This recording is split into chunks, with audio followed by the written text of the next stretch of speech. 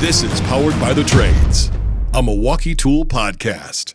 Welcome to Powered by the Trades, the Milwaukee Tool podcast. My name's Brandon. I'm a product manager with Milwaukee Tool. I'm here with Chase Hummel of Hummel Concrete. Good to see you, man. Thanks for having me, buddy. Yeah.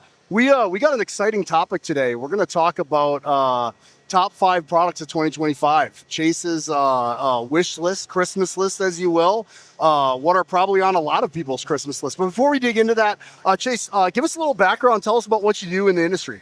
Yeah, you bet. So started pouring concrete right out of high school, 2002, and fell in love instantly. So the cooler the concrete, the more I'm into it. Started getting pretty serious with social media 2015, and we focused on decorative flat work, shop floors, stuff like that, small walls. I do really cool tables in the winter. I like to get fancy, and my clients trust me to do a really good job for them, and that's how life's been going, man. Yeah, we love the stuff that you put out. I should say, obviously the quality of the work that you do is phenomenal, but what I really love, and I think what really sets you apart, in my opinion, is how great you are at walking through the detail, the process, the technique, the skill of using all of that equipment. I've really appreciated watching your videos. I've learned a ton, actually, from watching a ton of your videos. So thank you for all you do too, man.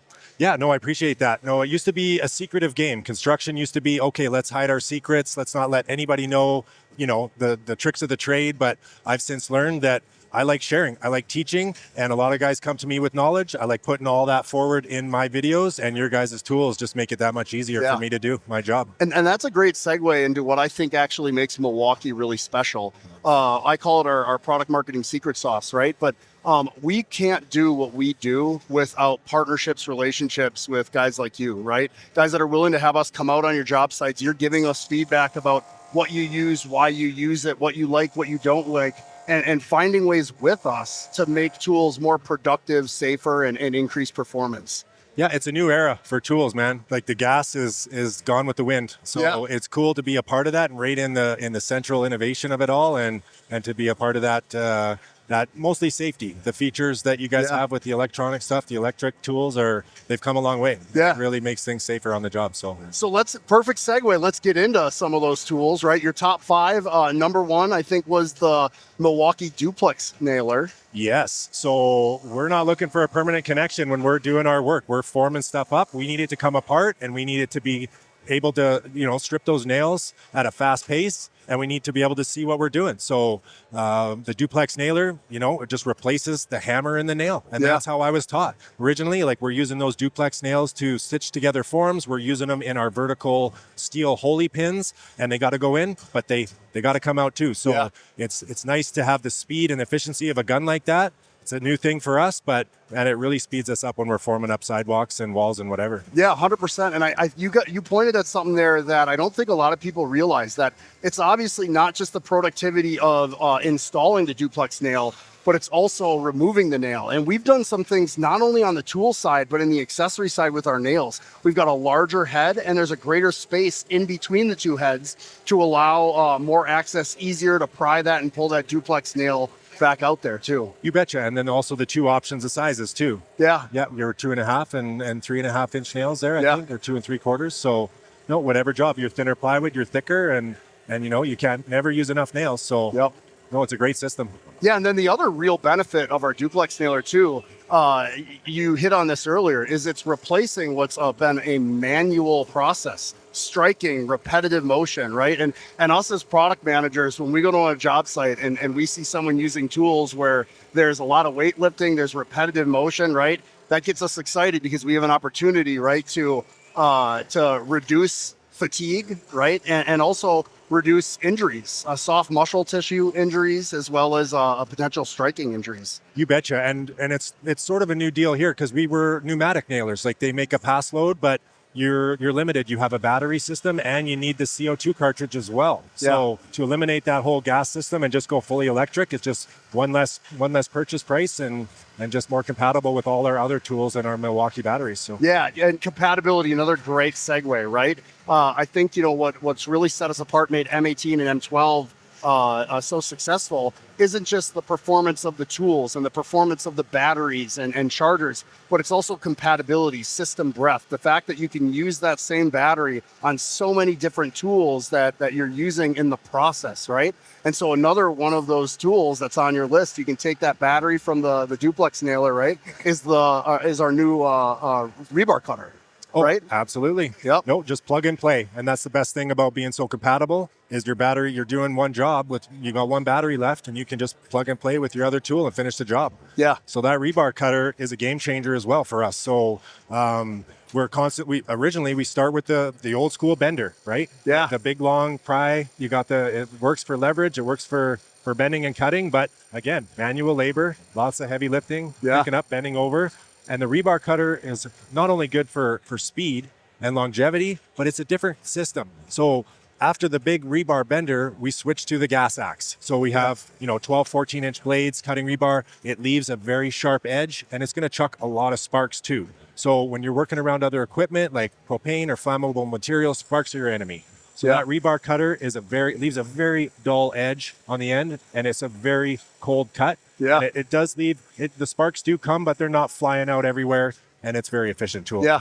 I had a podcast earlier with a gentleman from Arizona. He also mentioned that when he's cutting a rebar or metal, in certain times of the year, they're in droughts, they're in high fire hazards, right? They've had issues even starting little fires in lawns. So being able to cut cold, no sparks, right? Just another added safety benefit that we're able to deliver there too. Yeah, and exactly. And another aspect to that is what we're normally dealing with floors with in-floor heating. So PEX, you have a pressured up PEX pipe in there for a heated floor at 100 PSI. Yeah. You drop one sharp rebar on that PEX line, you could potentially fracture the whole system, or one spark is going to melt through that PEX, and you got to call the plumber. It's expensive. So we're doing cold cuts in the basement with the Milwaukee rebar cutter. And it's just too easy. Yeah, one of the things I love that we just talked about, we talked about concrete, the process, but we talked about carpentry products. We talked about metalworking products, right? And now even PEX, traditionally a plumbing product, right? But it's all tied in to concrete. And I think a lot of people overlook that, right? That our concrete contractors, when they're investing into a system, they need more than a system that's just going to do the wet concrete process, right? Which is another thing we're hyper focused on. Yeah. Specifically, everybody knows, we got over 200 solutions on our M18, 150 solutions on M12. MX Fuel, our equipment system, which is also on the list as well, launched a little over 5 years ago. We've grown it to over 25 solutions across 20 different product categories, right? We've gone from primarily concrete to now we've got compaction solutions, we've got lighting solutions, cutting, coring, dewatering, right? Even we're getting into utility solutions, right? That's the benefit that we're really trying to go after, being a full solutions provider for our concrete contractors and all of our trades. Yep. No, there's a lot of trades out there that are very specific to their trade, but you got to be versatile. Yeah. So, we always end up doing someone else's job or expanding what we're doing in that work zone to accommodate other trades. So to make all the tools compatible is huge. So while we're talking MX Fuel, there's a couple, we have MX Fuel in your list of 5, but there's a couple tools that you grouped in there. I think the trowels, the screeds, also the rammer, right? You talked about. Tell us a little bit about how you're using those and how battery has really changed the game in your operation.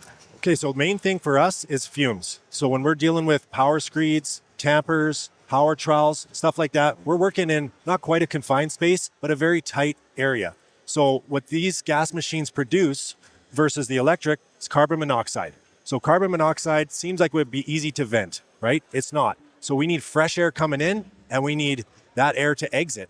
So the only way to exit carbon monoxide as it builds up from the ground up is to actually suck it out of the floor. So if you're dealing with the basement that doesn't have a walkout door where you can blow the fumes out, you actually literally have to suck them out with a hose, and you still need fresh air coming in.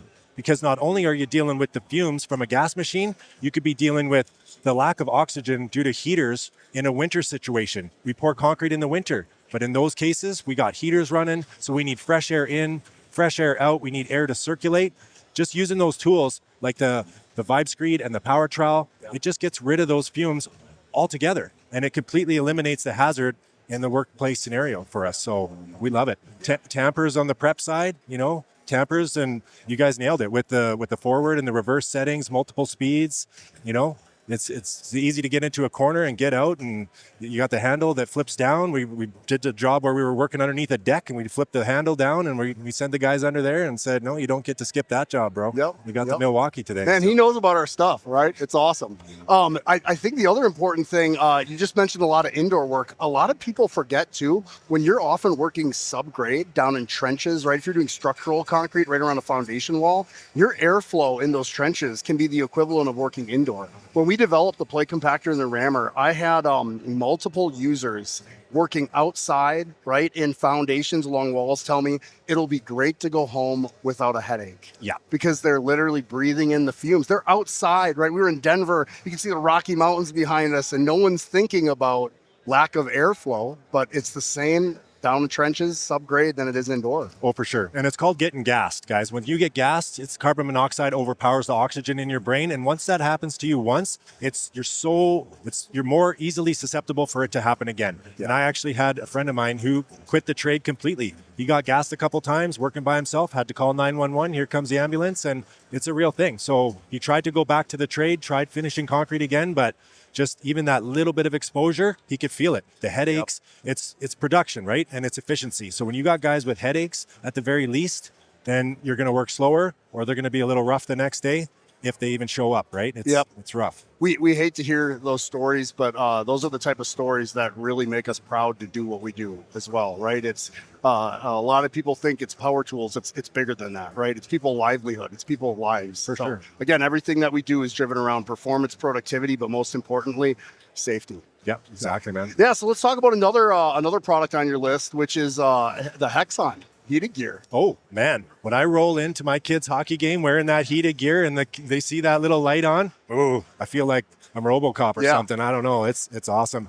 I'm doing a skating rink outside for my kids this winter, and it's just too easy. I throw on the gear, throw on the gloves, throw on the hoodie, and away we go. I'm working, and I'm comfortable. It's Alberta. We hit minus 30 degrees Celsius sometimes, and there's no competing with the heated gear. It's definitely high up on my standard of gear for the winter, for sure. Yeah, and what's exciting about Hexon too is it's our next generation of heated gear. And so, generation one and some of our competitors, the difference is when you turn that product on, it'll spike up, but then you slowly lose performance over the degradation of the battery, right? Mm-hmm. Whereas on our product, we're able to sustain that now a lot longer. We're delivering 12 hours, a full work day, right, on our low mode.